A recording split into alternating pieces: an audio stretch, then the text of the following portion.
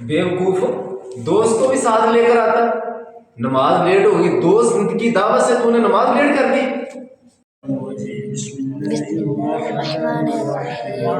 قال يا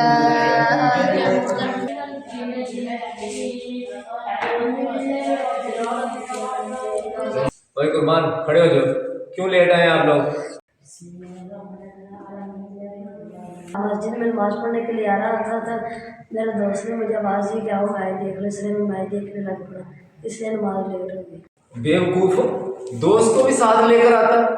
नमाज लेट होगी, दोस्त की दावत से तूने नमाज लेट कर दी।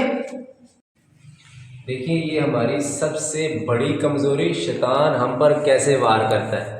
कभी हमने सोचा कि यार भाई की दावत पे तो मैंने फौरन लब्बैक कह दिया, लेकिन जब अल्लाह अकबर की सदा आती है वहां पे भी मैंने फौरन लब्बैक कहा।